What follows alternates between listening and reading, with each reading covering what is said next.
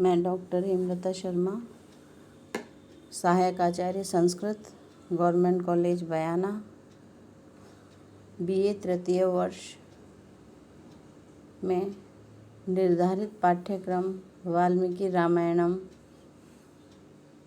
का प्रथम सर्ग का प्रथम श्लोक हमने पूर्व क्लास में पढ़ लिया था, जिसमें हमने वाल्मीकि जी ने नारद जी से एक आदर्श व्यक्ति के विषय में जानने की उत्सुकता प्रकट की थी।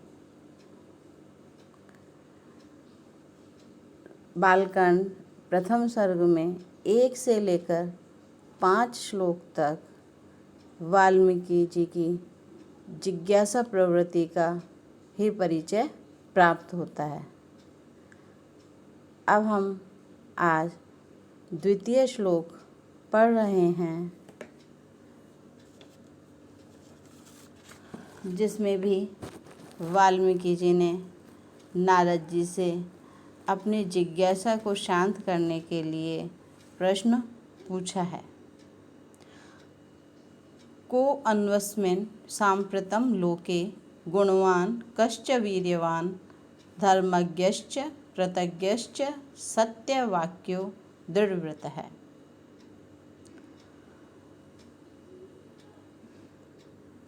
प्रस्तुत श्लोक में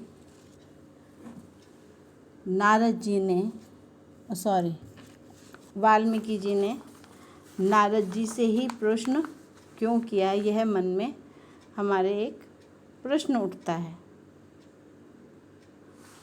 नारद जी से प्रश्न करने का कारण वे निरंतर भ्रमणशील हैं, अर्थात वह संसार में तीनों लोकों में कहीं भी भ्रमण करते रहते हैं। इसलिए उनसे यह प्रश्न किया गया है। क्यों? क्योंकि उत्तम गुणों से युक्त ऐसा कोई व्यक्ति का व्यक्तित्व उनसे छिपा हुआ नहीं रह सकता। इसलिए उन्होंने नारद जी से ऐसे व्यक्तित्व वाले व्यक्ति के लिए पूछा है। तो वह अपनी रचना के नायक में कौन से गुण चाहते हैं, तो उनमें उन्होंने इस श्लोक के आधार पर बताया। गुणवान, वीर्यवान, धर्मज्ञ, कृतज्ञ, सत्यवाक्य है, दृढ़व्रत है। ये 6 जो विशेषण हैं, इन विशेषणों से युक्त ऐसा कोई व्यक्ति बताइए। क्यों? क्योंकि कोई भी सामान्य लोगों के लिए आदर्श और अनुकरणीय नहीं हो सकता। उसके लिए ये लगभग न्यूनतम इन 6 गुणों का होना आवश्यक है। साथ ही उन्होंने इस श्लोक में जो सांप्रतम शब्द आया है, उसका अर्थ है प्रत्यक्ष, वर्तमान।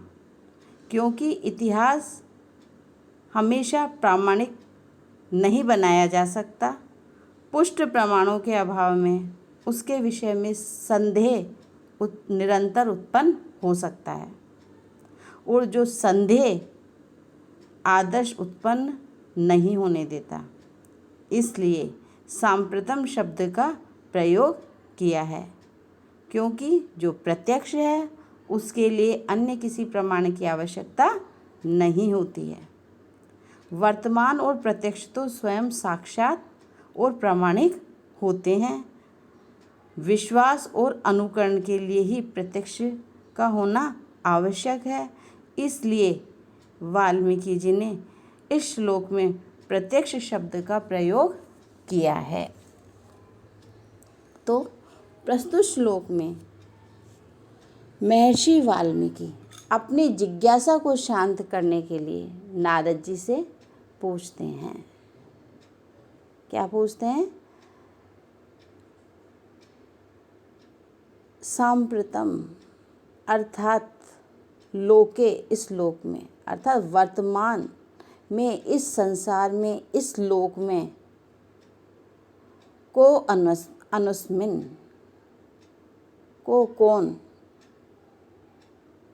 अस्मिन इस, कौन इस संसार में वर्तमान में, गुणवान कश्च वीर्यवान, अर्थात जो गुणवान भी हो, गुणवान से अर्थात पराक्रमी हो, वीर हो, धर्मज्ञश्च और धर्म को ज्ञश्च जानने वाला हो, कृतज्ञश्च और किए गए उपकार को याद रखकर उपकार करने वाला हो, सत्य वाक्यों और हमेशा सत्य बोलने वाला हो, सत्य भाषण करने वाला हो, और दृढ़व्रत है अर्थात अपने संकल्प को पूर्ण करने की भावना व सामर्थ्य रखने वाला हो, ऐसा आदर्श और सद्गुणों से संपन्न व्यक्ति का वर्णन कीजिए। इस प्रकार से वाल्मीकि ने नारद जी से पूछा। इस श्लोक में 6 विशेषण हैं: गुणवान, वीर्यवान, धर्मज्ञ, कृतज्ञ, सत्यवाक्य है, दृढ़व्रत है। तो हम जानेंगे कि गुणवान से तात्पर्य क्या है। गुणः सन्ति अस्येति स गुणवान, अर्थात सुशीलता, सज्जनता, समानता, उदारता, दया, दान आदि सद्गुणों से युक्त व्यक्ति ही गुणवान होता है। वीर्यवान, वीर्यम अस्ति यस्येति स वीर्यवान, शत्रुओं पर विजय की सामर्थ्य रखने वाला व्यक्ति वीर्यवान कहलाता है। धर्मज्ञः, धर्मम जानाति इति धर्मज्ञः, उचित अनुचित का भेद जानकर निर्णय लेने वाला व्यक्ति धर्मज्ञ कहलाता है। कृतज्ञ,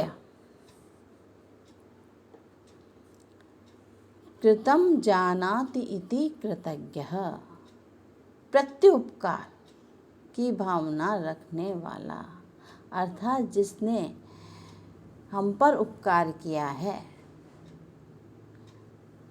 तो उसके उपकार को याद रखकर पुनः उपकार करने की भावना रखने वाला व्यक्ति। सत्य वाक्य है, सत्यम वाक्यम यस्य सह सत्य वाक्य है, अर्थात सत्यभाषी, हमेशा सत्य वचन बोलने वाला। सत्य बोलने वाला जो कभी असत्य नहीं बोलता। क्यों? क्योंकि असत्य भाषी कभी भी नायक नहीं बन सकता। इसलिए कहा है कि सत्यभाषी हो, सत्य वाक्य हो।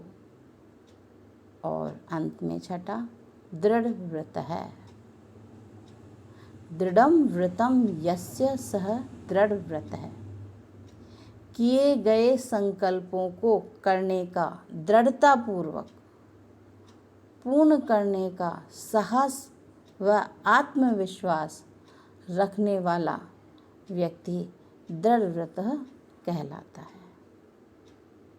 तो महर्षि वाल्मीकि अपनी रचना के नायक को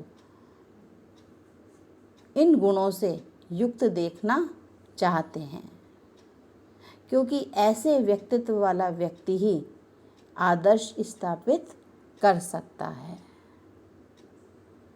प्रस्तुत श्लोक में उदात्त अलंकार है, अनुष्टुप छंद है।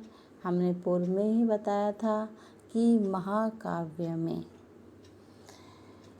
जो उसके जो गुण बताए हैं उनमें जो छंद है वह सर्ग में निरंतर एक चलता रहता है, और इस महाकाव्य में जो कि 24,000 श्लोकों से युक्त है। लगभग 99% अनुष्टुप छंद का ही प्रयोग हुआ है। महाकाव्य के जो सिद्धांत हैं उनकी अनुपालना महर्षि वाल्मीकि ने भी की है। इसलिए सर्गांत, सर्ग के अंत में छंद का परिवर्तन करना चाहिए। उसके अनुसार आपने भी छंद परिवर्तन सर्ग के अंत में ही किया है, जिसमें उपजाति, वंशस्थ, इंद्रवज्रा, उपेंद्रवज्र, मालिनी, पुष्पिताग्रा, वसंत तिलका, रुचिरा, वियोगिनी आदि अनेक छंदों का सुंदर प्रयोग किया है। धन्यवाद।